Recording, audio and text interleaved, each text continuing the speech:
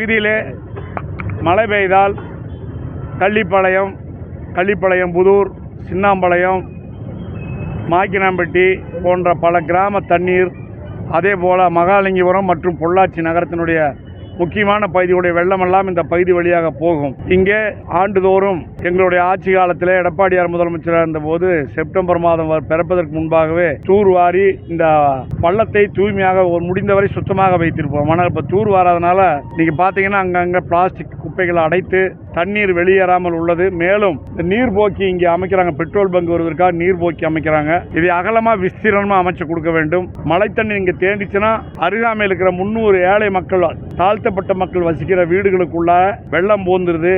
அதைய அப்புறம் அந்த தண்ணி அங்கே போகாமல் தடுப்பதற்கு நீர்போக்கி பெரிதாக வைக்க வேண்டும் என்று நகராட்சியிடமும் வருவாய்த்துறைக்கும் தகவல் தெரிவித்திருக்கிறோம். அதே போல இங்கே தண்ணீரை அடைத்து வெளியில் இருக்கிற கேட் வால், இந்த கேட் வால் தண்ணி தேங்கி நிற்கிற தண்ணி சாக்கடை தண்ணீர்.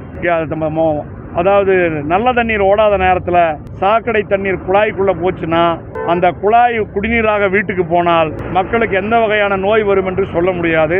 அதுக்குள்ளே ஒரு எலி ஒன்று வசிக்குது, அதையும் பார்த்தீங்க. அந்த தண்ணீர் அதற்குள் வராமல் செய்ய வேண்டியது நகராட்சியினுடைய கடமை. நகராட்சி கமிஷனர் காட்டப்பட்டிருக்கிறது, காவல்துறை காட்டப்பட்டிருக்கிறது, வருவாய்த்துறைக்கு காட்டப்பட்டிருக்கிறது.